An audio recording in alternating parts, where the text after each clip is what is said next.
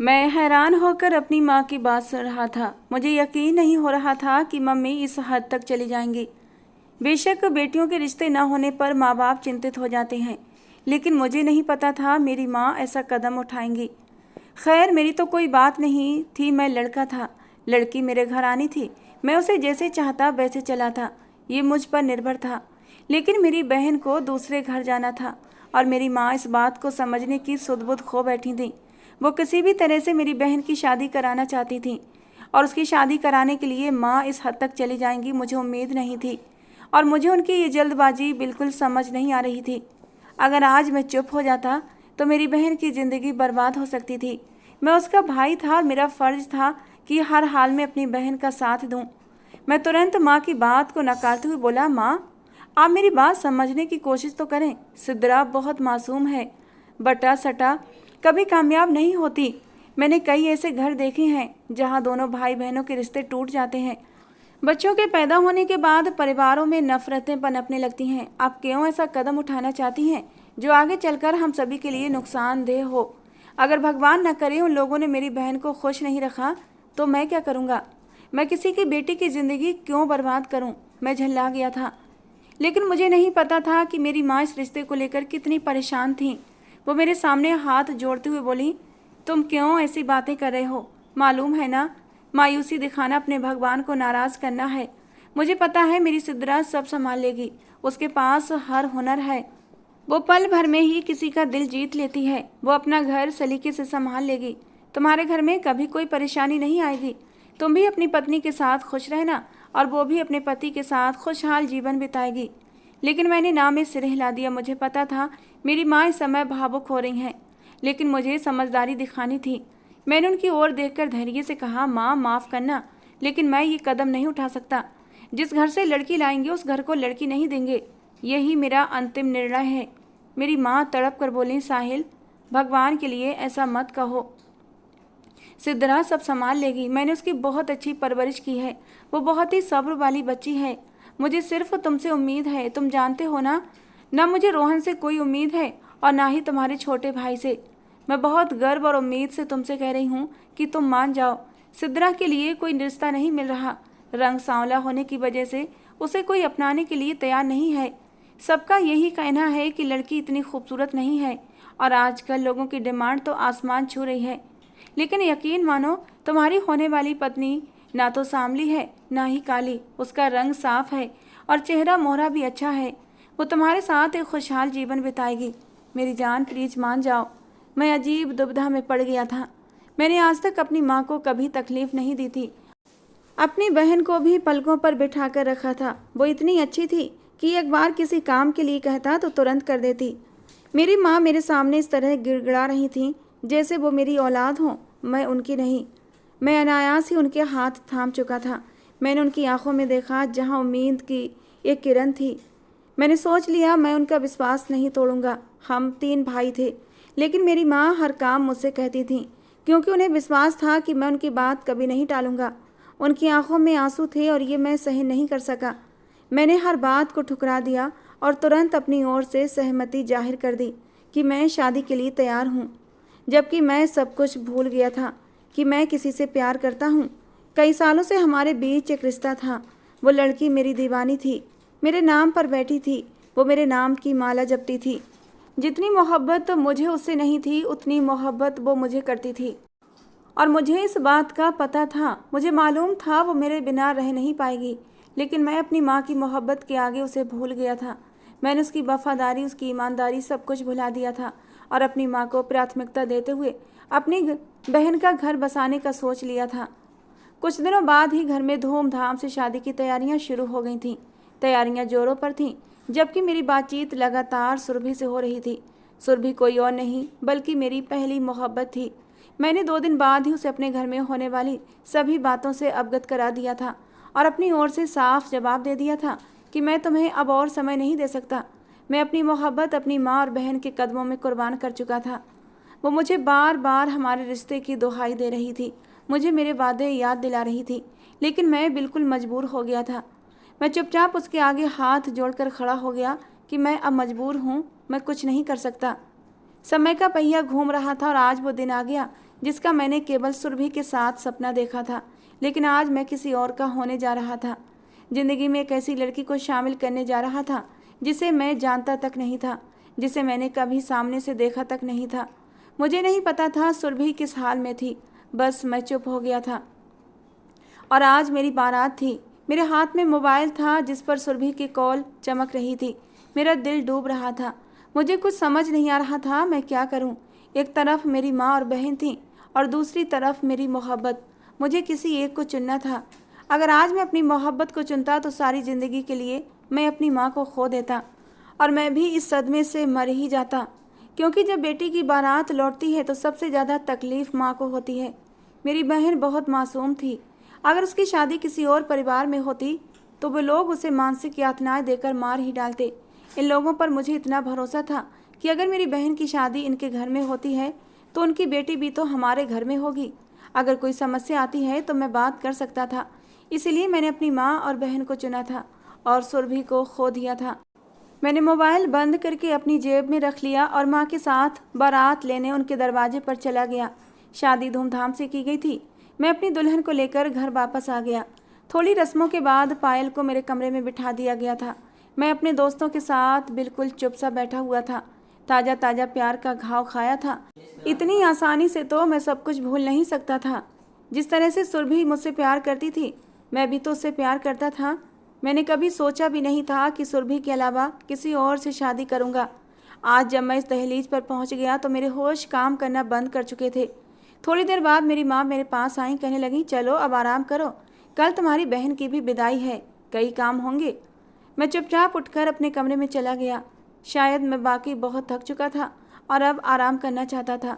जैसे ही मैं कमरे में गया, सामने पायल मेरे नाम की सेज सजाए बैठी थी। वो बिल्कुल पारंपरिक दुल्हनों की तरह अपने चेहरे पर घूंघट किए बैठी थी। मैं सीधा उसके पास गया और साफ शब्दों में कहा, तुम अपना ये लहंगा संभालो, मुझे आराम करना है। वो सोच रही होगी कि मैं आते ही उसका घूंघट उठाऊंगा, उसकी सुंदरता की तारीफ करूंगा, उसे मुंह दिखाई का तोहफा दूंगा, लेकिन मैंने ऐसा कुछ नहीं किया। मैं चुपचाप जाकर सो गया और वो मुझे देखती रह गई। मैंने कोई जवाब नहीं दिया। मैं उसकी नज़रों की तपिश अपनी पीठ पर महसूस कर रहा था, लेकिन मैंने पीछे मुड़कर देखना जरूरी नहीं समझा। मैं इतना तो जान चुका था कि अब वो मेरी पत्नी है। चाहे जैसा व्यवहार करूं, वो कुछ कहने वाली नहीं है। लेकिन मैं भूल गया था कि इस पत्नी के पास भी जुबान है। अगली सुबह हमारे लिए काफ़ी उज्जवल साबित हुई। मेरी बहन पार्लर जा रही थी। जब मैंने उसे गले लगाकर विदा किया तो मेरे आंसू बहे बिना न रह सके। मेरी पत्नी मेरे पास ही खड़ी थी। उसने भी सिद्रा को गले लगाया और ढेरों दुआएं देकर उसे विदा किया। वो हमेशा के लिए हमारे घर से जा चुकी थी। दिन भर मैं अपने कामों में लगा रहा था। कई बार मुझे अपनी पत्नी के साथ समय बिताने का मौका मिला, लेकिन मैंने उसकी ओर देखना भी गवारा नहीं किया।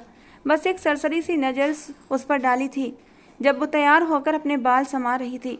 वो सच में बेहद खूबसूरत थी। उसके बाल उसकी कमर से भी नीचे आ रहे थे। उसका रंग दूध से भी ज़्यादा सफ़ेद था और चेहरे के नए नक्श इतने सुंदर थे कि एक पल को मैं उसे देखकर मंत्रमुग्ध रह गया था।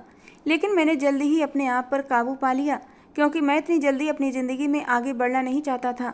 मेरा दिल मुझे बार बार धिक्कार रहा था कि मैंने सुरभि के साथ धोखा किया है, उसके साथ गलत किया है। ये तकलीफ़ कोई समझ नहीं सकता था। वो समय भी आ गया जब मैं अपनी बहन को हमेशा के लिए विदा कर रहा था। उसकी शादी पायल के भाई समीर से हो गई। वो लड़का भी अपनी बहन की तरह बहुत खूबसूरत था, जबकि मेरी बहन इतनी सुंदर नहीं थी, लेकिन वो बहुत अच्छे स्वभाव की मालिक थी। पायल और पायल का भाई खूबसूरती से माला माल थे, तो हमारे पास दौलत की रेल पेल थी और यही वजह थी कि ये रिश्ता जुड़ गया था। उन लोगों ने हमारी दौलत देखी और मेरी माँ ने मेरी बहन को विदा करना था।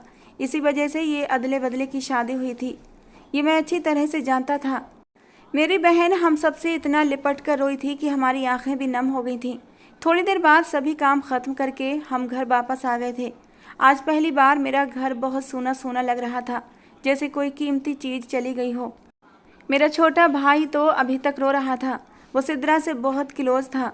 बड़े भाई की आंखें भी नम थीं। थोड़ी देर बाद मेरी माँ ने मुझे और पायल को भी आराम करने के लिए कमरे में भेज दिया। आज फिर मैं चुपचाप जाकर सो गया। शायद वो मुझसे कुछ बात करना चाहती थी, लेकिन मेरी बेरुखी की वजह से वो बिल्कुल खामोश थी। मुझे एहसास था कि उसे तकलीफ़ हो रही होगी, नई नवेली दुल्हनों के कितने नखरे होते हैं, कितनी इच्छाएं होती हैं जो वो अपने पति से पूरी करवाना चाहती हैं। लेकिन मैं उसे कोई तवज्जो देना नहीं चाहता था, क्योंकि मैं उसे बताना चाहता था कि ये शादी सिर्फ मजबूरी में की गई है। समय का काम है गुजर जाना, और समय गुजरता जा रहा था। दिन अब सामान्य रूप से गुजरने लगे थे, लेकिन मैं अभी अपनी वैवाहिक ज़िंदगी शुरू नहीं कर पाया था। हमारी शादी को 1 हफ्ता बीत गया था, और शायद अब उस लड़की की सहनशीलता की हद हो गई थी। मैंने उसे ज़्यादा हंसते बोलते नहीं देखा था। वो बहुत शांत स्वभाव की थी। अगर वो किसी से बात करती तो वो सिर्फ मेरी माँ से। कई बार उसने मुझे भी बात करने की कोशिश की, लेकिन मैंने उसे जवाब देना ज़रूरी नहीं समझा। जैसे ही हम खाना खाकर कमरे में गए तो उसने दरवाज़ा ज़ोर से बंद किया, जिससे कि मैं चौंक कर उसकी तरफ देखने लगा कि आखिर उसे हुआ क्या है। 1 हफ्ते से मैं उसे नज़रअंदाज कर रहा था, जैसे वो मेरे लिए कोई मायने नहीं रखती। लेकिन आज मुझे ऐसा लगा अब मुझे उससे बात करनी पड़ेगी। इस दौरान सुरभि से भी मेरा कोई संपर्क नहीं हुआ था। शादी के बाद मैंने उससे फ़ोन पर बात करने की कोशिश की थी, लेकिन उसने मेरी कोई कॉल नहीं उठाई, जिससे मेरा दिल और भी उदास हो गया था। मुझे नहीं पता था वो कैसी होगी, लेकिन मैं इतना जानता था कि जब मेरी शादी हुई थी तो वो 100 मौतें मर गई होगी, क्योंकि उसे पता था कि उसी दिन मेरी बारात है। और अब तो उसे ये भी पता चल गया होगा कि मैं अपनी ज़िंदगी में आगे बढ़ चुका हूँ। लेकिन मैं अब भी वहीं खड़ा था। माँ बाप के कुछ फैसले बच्चों के लिए बिल्कुल भी सही नहीं होते। बेटियाँ तो बलिदान दे देती हैं। इस बार एक बेटे ने भी बलिदान दिया था, जो किसी को नज़र नहीं आ रहा था। मैं दिल से बहुत उदास था, और आज सुबह से जो मेरी बीवी के हाव भाव थे वे मुझे बहुत कुछ जताने के लिए काफ़ी थे। मैंने चुपचाप उसकी इस हरकत को नज़रअंदाज किया और बिस्तर पर जाकर लेट गया। पायल वॉशरूम गई। अब भी उसने दरवाज़ा ज़ोर से बंद किया था। फिर ड्रेसिंग टेबल के सामने आकर खड़ी हो गई और नाइट क्रीम अप्लाई करने लगी। मिरर से उसकी नज़रों की तपिश को मैं आसानी से महसूस कर सकता था। मैं लगातार उसे ही देख रहा था। मुझे अपनी ओर देखता पाकर वो बीच बीच में मुझसे नज़रें चुरा जाती थी। वो लड़की सुरभि से भी ज़्यादा खूबसूरत थी, लेकिन मैंने उसमें अभी भी रुचि लेना शुरू नहीं की थी। उसने क्रीम की बोतल जोर से बंद करके ड्रेसिंग टेबल पर पटकने वाले अंदाज में रखी थी और मेरे बगल में आकर बैठ गई। उसने जिस अंदाज में मेरे ऊपर से कंबल खींचा था, मैं हड़बड़ा गया था। आज पायल के अंदाज कुछ बदले बदले से थे कि मैं सोचने पर मजबूर हुआ था। जैसे ही वो बिस्तर पर आई, मैं जल्दी से सोने के लिए लेट गया। उसे देखते हुए मुझे बिल्कुल समय का एहसास नहीं हुआ था। शायद वो भी मेरी इतनी गहरी नज़र महसूस कर चुकी थी। मेरे लेटते ही वो तुरंत बोली, साहिल मेरी बात सुनिए। उसका लहजा सख्त था। मैंने गर्दन घुमाकर सवालिया निगाहों से उसकी तरफ देखा। मेरी तरफ देखकर कहने लगी, मैं इस तरह की ज़िंदगी नहीं गुजार सकती। अगर आपको मुझसे कोई समस्या है तो बता दें, ताकि मैं उसे सुलझा सकूं। लेकिन मैं इस तरह की रूखी सूखी ज़िंदगी नहीं गुजार सकती। मैंने अपनी शादी को लेकर बहुत सपने देखे हैं। अगर मेरा एक भी सपना पूरा नहीं हुआ तो याद रखना, आपकी बहन भी खुश नहीं रहेगी। पायल का लहजा बहुत कड़वा था। वो लड़की जो 1 हफ्ते से बिल्कुल चुप थी, मुझे लगा कि उसके मुंह में ज़बान नहीं है, और आज जब उसने बोला तो इतना जहर उगल दिया। मैं अपनी बहन वाली बात पर बेफर पड़ा। मैंने उसकी तरफ देखा और गुस्से से गरजते हुए कहा, तुम्हारी बातों का मतलब क्या है, और तुम मेरी बहन को बीच में क्यों ला रही हो? ये तुम्हारा और मेरा आपसी मामला है। वो अपने घर में खुश है तो उसे खुश रहने दो, तुम अपने घर पर ध्यान दो। वो बेधड़क मेरे करीब आई और मेरा गिरेबान पकड़ते हुए बोली, कैसे ध्यान दूं जब मेरा पति ध्यान देना ही नहीं चाहता? आखिर आपके दिमाग में चल क्या रहा है, मुझे सच सच बता दें। मैंने सपने में भी नहीं सोचा था कि ये लड़की इतनी बेबाक और जुबान वाली होगी। मैंने उसकी तरफ देखा और झटके से पीछे हटा। मैंने कहा, अपनी हद में रहो लड़की, मुझे ज़्यादा बेबाक लड़कियां पसंद नहीं हैं। आज तुमने मेरे गिरेबान पर हाथ डाला है, आगे से ऐसी गलती करने की कोशिश की तो याद रखना, तुम्हें ऐसी मौत मारूंगा जिसका तुमने कभी अंदाज़ा भी नहीं किया होगा।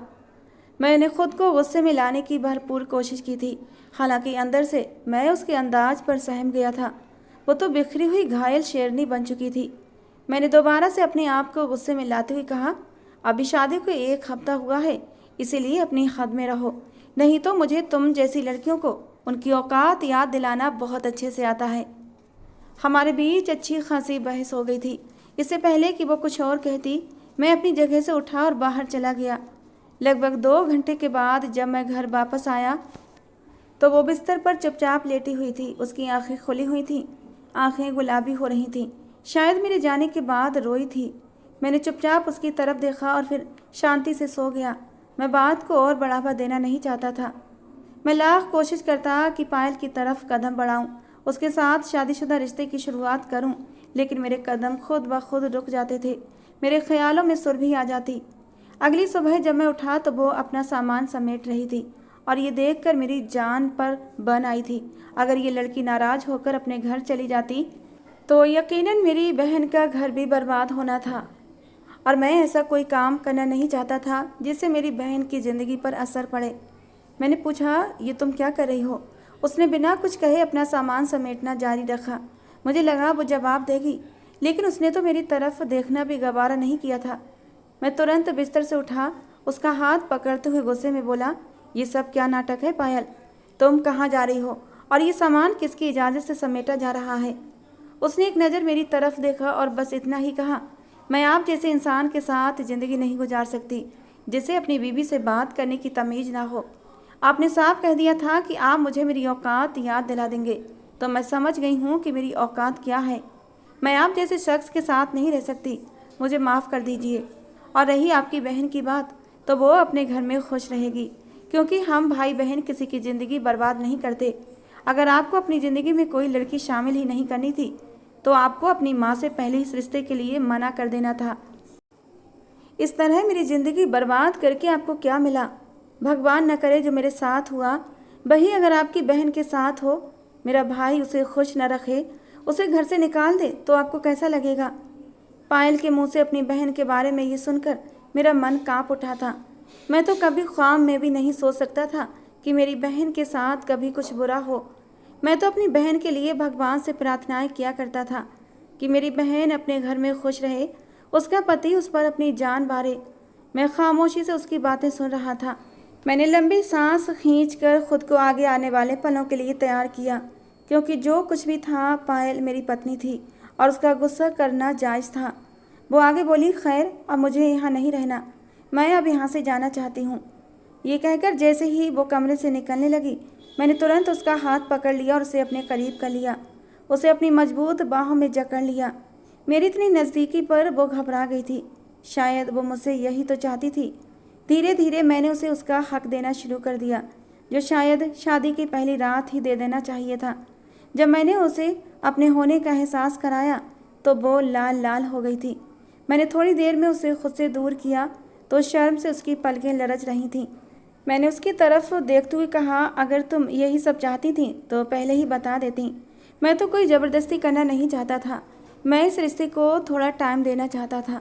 मैंने नज़रें चुराते हुए झूठ बोला था। हालांकि सच तो ये था कि मैं सुरभि को अब तक अपने दिलो दिमाग से निकाल नहीं पाया था। मैंने दोबारा खींचकर पायल को अपने करीब किया, उसे अपनी आगोश में समेट लिया।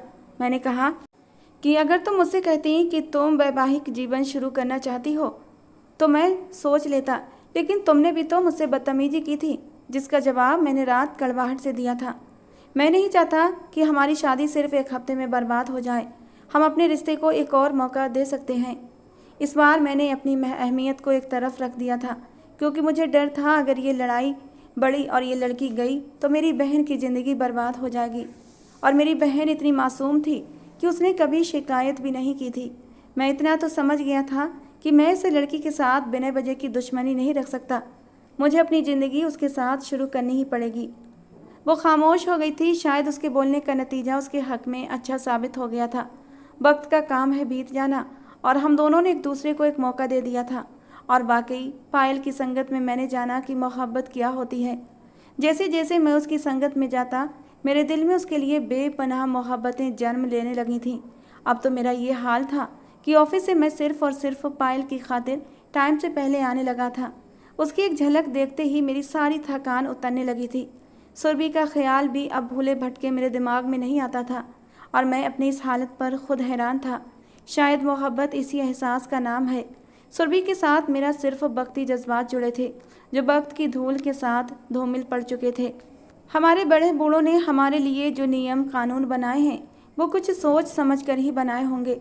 हमारे बुजुर्गों का कहना है कि शादी से पहले बनाए गए रिश्ते कभी पायदार नहीं होते, और ये सच था। सुरभि से मेरा कोई जायज़ रिश्ता नहीं था, लेकिन पायल से मेरा जायज़ रिश्ता जुड़ चुका था। और सच्ची मोहब्बत जायज़ रिश्ते से होती है, नाजायज़ रिश्ते में नहीं। हाँ, मैं इस बात को मानता हूँ, अगर सुरभि के साथ मेरा रिश्ता जुड़ जाता, वो मेरी पत्नी बन जाती, तो शायद जो मोहब्बत अब पायल के लिए है वो सुरभि के लिए होती। लेकिन फ़िलहाल तो पायल मेरी पत्नी थी और मेरी मोहब्बत की वही हकदार थी, और मैंने पायल को उसके हक की मोहब्बतें पूरे मन और पूरी सच्चाई से दी थी। मैं उसका बहुत ख्याल रखता था, ये भूल कर कि अगर मैं पायल को खुश रखूँगा तो मेरी बहन खुश रहेगी। हर कोई अपने हिस्से की मोहब्बत लेकर पैदा होता है, और पायल के हिस्से में मेरी मोहब्बत आई थी। पायल की संगत में मेरी ज़िंदगी स्वर्ग की तरह हो गई थी। मेरी इतनी सी मोहब्बत पर वो भी खिले हुए गुलाब की तरह महकने लगी थी। एक दिन कहने लगी, आप जानते हैं साहिल, जिस दिन आप मुझे डांट कर चले गए थे, उस रात मैं बहुत रोई थी। इतना रोई कि मेरी हिचकियाँ बंद गई थीं। ज़िंदगी से मेरा विश्वास उठ गया था। मैं जीना नहीं चाहती थी, लेकिन फिर भी मन में एक उम्मीद की किरण थी कि आप लौटकर मेरे पास ही आओगे। मैं तो आपसे मोहब्बत कर बैठी थी। मैंने शादी की पहली रात आपको पहली बार देखा था और आपके नाम से मेरा दिल धड़कने लगा था, लेकिन आपके व्यवहार से मेरा दिल टूट गया था। फिर भी मैंने अपने आप को संभाला था। मैंने आपको कुछ टाइम दिया था, लेकिन जब आप मेरे करीब नहीं आए और उस दिन मुझे डांटा तो मेरा दिल टूट कर चकनाचूर हुआ था। ये कहते कहते पायल की आंखों में आंसू चमकने लगे थे। उसकी आंखों में आए आंसुओं को मैंने अपनी उंगलियों के पोरों से चुन लिया था। उसे अपनी बाहों में लेकर उसके माथे को चूम कर उसे विश्वास दिलाया कि मेरी मोहब्बत सिर्फ तुम्हारे लिए है, अब कभी ये कम नहीं होगी। मैंने सुरभि को भुलाकर पायल के साथ अपनी ज़िंदगी में आगे बढ़ गया था। पहले जो मैं रातों को देर से घर आता था, अब मैं जल्दी जल्दी घर लौटने लगा था। मुझे अब जायज के रिश्ते में सुकून मिलने लगा था।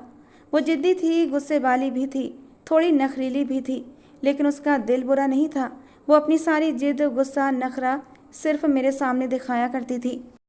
उसने कभी मेरी माँ के सामने जुबान नहीं चलाई थी, जबकि मेरी माँ काफ़ी तेज़ मिजाज की औरत थी। कई बार मेरी माँ ने उसे डांट भी दिया था, लेकिन उसने कभी शिकायत नहीं की थी, और ये बात मेरे दिल में बस गई थी। वक्त गुजर रहा था, हमारे बीच की सारी दूरियां ख़त्म हो गई थीं। मुझे ये कहने में कोई शर्मिंदगी नहीं थी कि हाँ, मुझे उससे मोहब्बत हो गई थी। एक पत्नी के रूप में मैंने उसे स्वीकार कर लिया था। भगवान ने न सिर्फ उसे खूबसूरती से माला माल किया था, जबकि दिमाग भी दिया था। ये भी सिखाया था कि अपने घर को कैसे संभालना है। उसे हर बात की समझ थी कि कब क्या बोलना है और कब बर्दाश्त करना है। वक्त बीत रहा था और हमारे घर में एक खुशी आ रही थी। कुछ दिनों से मैं महसूस कर रहा था कि पायल की तबीयत ठीक नहीं है। मैंने उसे माँ के कहने पर डॉक्टर के पास ले गया, और वहाँ जो खुशखबरी मुझे मिली थी उसने मुझे खुशियों से भर दिया था। वो माँ बनने वाली थी और मैं खुशी से फूला नहीं समा रहा था। मैंने पूरे अस्पताल में मिठाई बांटी थी, यहाँ तक कि मैंने सबको खुद ये खुशखबरी सुनाई थी कि मैं बाप बनने वाला हूँ। दादी बनने की खबर से मेरी माँ भी खुशी से फूली नहीं समा रही थी। उन्होंने पायल को आशीर्वाद देते हुए उसे अपनी बाहों में समेट लिया था कि मेरी बहू मेरी नस्ल को आगे बढ़ाएगी, मुझे दादी होने की खुशी देगी। मेरी माँ जो पहले तेज मिजाज हुआ करती थी, पायल के नरम और प्यार वाले व्यवहार से वो भी बदलने लगी थी, और अब इस खुशी ने तो मेरी माँ का दिल बिल्कुल ही बदल दिया था। वो पायल के साथ सगी बेटियों से भी ज़्यादा प्यार से रहने लगी थीं, लेकिन अब तक सिद्रा की कोई खबर नहीं आई थी। मैं अक्सर माँ से पूछता कि वो कैसी है, क्या कर रही है। माँ बस इतना ही कहती कि वो ठीक है। मेरी बात उससे होती रहती है। जब से उसकी शादी हुई थी वो सिर्फ एक बार हमारे घर आई थी। ज़्यादातर पायल ही अपनी माँ के पास जाती थी। एक दो बार मैं उसके साथ गया था, तब सिद्रा से मेरी मुलाकात हुई थी। मैंने उसके चेहरे पर खुशी तलाश करने की कोशिश की थी, लेकिन मैं कुछ ज़्यादा अंदाज़ा नहीं लगा पाया था। सिद्रा भी हमारे घर एक बार आने के बाद उसके बाद दोबारा हमारे घर की दहलीज पर नहीं आई थी, लेकिन इस खुशखबरी की वजह से मैं खुद को रोक नहीं पाया और अपनी पत्नी पायल के साथ अपनी ससुराल पहुंच गया। और वहाँ जो नज़ारा मैंने देखा उसने मुझे तोड़ कर रख दिया था। मेरी बहन, मेरी प्यारी बहन जो मेरी बेटी जैसी थी, ज़मीन पर बैठी सिसक रही थी, और उसका पति जो पायल का भाई था, तानाशाह की तरह सोफे पर बैठा हुआ था। उसके पास एक लड़की बैठी थी जिसे देखकर मैं अपनी जगह बिल्कुल पत्थर बन गया था। मुझे यकीन नहीं आ रहा था कि मैं जो देख रहा हूँ वो सच है। मेरी बहन अपने पति के सामने हाथ जोड़कर उससे मिन्नतें कर रही थी कि मुझे तलाक मत दो।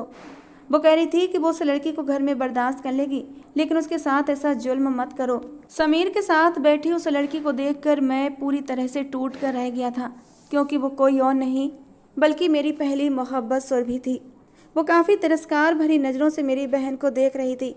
वो मेरी बहन के बारे में सब जानती थी और उसकी तस्वीरें भी देख चुकी थी। उसने जो भी किया था वो सब एक बदला था। मेरी पत्नी भी सन्न रह गई थी। मेरे हाथ से मिठाई का डिब्बा छूटकर ज़मीन पर गिर गया था और सबकी नज़रें हमारी तरफ उठ गई थीं। मेरी बहन दौड़कर मेरे पास आई और मेरे सीने से लग गई। मैंने उसकी आंखों से आंसू पोंछे, उसके बिखरे बालों को समेट दिया। मैंने नरमी से कहा, तुम क्यों उसके पैरों में गिरी हुई हो? तुम ये क्यों भूल गई कि तुम्हारा भाई अभी जिंदा है? अगर वो तुम्हें तलाक देता है तो दे दे। मैं अपनी बहन को 2 वक्त की रोटी खिला सकता हूँ। भगवान ने मुझे इतनी ताकत दी है। मेरी बहन रोते हुए सिर हिलाने लगी थी और मैंने उसे अपने सीने से लगा लिया। मेरी बीवी ने मुझे आंसू भरी आंखों से देखा। उसकी बड़ी बड़ी आंखों में डर के बहाव सिमट आए थे। शायद उसे लगा कि मैं उसे छोड़ दूंगा, अपनी बहन का बदला लूँगा। ये बात तो पायल भी जानती थी कि मैं अपनी बहन से कितनी मोहब्बत करता हूँ, लेकिन मैं ऐसा घटिया इंसान नहीं था। मुझे रिश्तों की अहमियत अच्छी तरह मालूम थी। मुझे मेरी बहन भी प्यारी थी और मेरी बीबी थी, और अब तो वो मेरे बच्चे की माँ बनने वाली थी। मैंने अपनी बीबी के कंधे पर हाथ रखा और उसे भी अपने साथ लगा लिया। उसकी आंखों में एक नई चमक आ गई थी। पायल का भाई शर्मिंदगी से सर झुकाए खड़ा था। शायद उसे ये उम्मीद थी कि मैं उसकी बहन को छोड़ दूंगा, लेकिन मैंने उसकी तरफ देखा और सिर्फ इतना कहा कि मैं तुम्हारी तरह घटिया इंसान नहीं हूँ जो अपनी बीबी के होते हुए किसी और औरत के पीछे जाए। उसके बाद मैं वहाँ ज़्यादा देर नहीं रुका था। अपनी बीवी और अपनी बहन के साथ अपने घर वापस लौट आया। घर आते ही मेरी माँ ने बहुत हंगामा किया। बेटी के प्यार के आगे उन्होंने ये साबित कर दिया कि बहू पराई होती है, कभी सगी बेटी की जगह नहीं ले सकती। अब तक वो पायल पर अपनी जान बांटती थीं। अपनी बेटी की हालत देखकर उनका दिल भी रो पड़ा था। उन्होंने कहा अपनी बीबी को भी छोड़ कर आओ, लेकिन मैंने ऐसा कुछ नहीं किया। मैंने अपनी बीबी को पत्नी होने का मान भी दिया और अपनी बहन को उसकी इज्जत भी। कुछ वक्त बाद समीर के सामने सारी सच्चाई खुलकर आ गई थी कि सिर्फ सुरभि उससे बदला ले रही थी और कुछ नहीं, क्योंकि वो मुझसे मोहब्बत करती थी और मैंने उसे छोड़ दिया था। मेरी बहन का घर उजाड़ कर इस तरह वो मुझे तकलीफ़ देना चाहती थी। समीर ने सुरभि से सारे रिश्ते तोड़ दिए थे। सुरभि गलत थी, उसे मोहब्बत का मतलब पता नहीं था। मोहब्बत तो कुर्बानी मांगती है, कुर्बानी लेती नहीं। अगर सुरभि को मुझसे मोहब्बत होती तो वो मुझे यूँ दुख देने की कोशिश ना करती। उसे मुझसे मोहब्बत नहीं थी, इसलिए वो मेरी परवाह किए बगैर मुझसे बदला लेने पर उतर आई थी। कुछ वक्त बाद समीर हमारी दहलीज पर फिर से आया था, मेरी बहन को वापस लेने के लिए। मैं अपनी बहन को वापस भेजना नहीं चाहता था, लेकिन जब मैंने अपनी बहन की आंखों में एक उम्मीद की किरण देखी तो मेरा दिल पिघल गया था। मैं भी चाहता था कि मेरी बहन अपने घर में खुश रहे और मेरी माँ भी यही चाहती थी, इसलिए हमने उसे खुशी खुशी फिर से विदा कर दिया था। इस बार मैंने समीर को साफ कह दिया कि अगर इस बार तुमने मेरी बहन को जरा भी तकलीफ़ दी तो याद रखना, मैं तुम्हारा वो हाल करूँगा जिसकी कोई हद नहीं होगी। इन सब घटनाओं के बीच मेरी बीवी पायल मेरी मोहब्बत की और भी दीवानी हो गई थी। वो मुझसे इतनी मोहब्बत करने लगी थी कि जिसकी कोई हद नहीं थी। वो हर किसी से बस एक ही बात कहती, हम सफ़र हो तो मेरे पति जैसा, जो बीवी बहन और माँ के बीच का फ़र्क अच्छे से समझता है। कुछ महीनों बाद भगवान ने मुझे एक प्यारे से बेटे की खुशी दी। उसके आने से हमारी ज़िंदगी और भी खुशहाल हो गई थी। हर बेटे, भाई और पति को ये समझना चाहिए कि हर रिश्ते की अपनी एक अलग अहमियत होती है। ना तो बहन को बीवी पर अहमियत देनी चाहिए और ना ही बीवी को बहन पर। हर रिश्ते का अपना एक अलग स्थान होता है और हर रिश्ता अपनी जगह ख़ास होता है। दोस्तों, आज की हमारी ये कहानी आपको कैसी लगी ज़रूर बताना। पसंद आई हो तो प्लीज़ लाइक करना। रोज़ एक नई कहानी सुनने के लिए हमारे चैनल को भी सब्सक्राइब करना। मिलते हैं दोस्तों अगली किसी नई कहानी के साथ।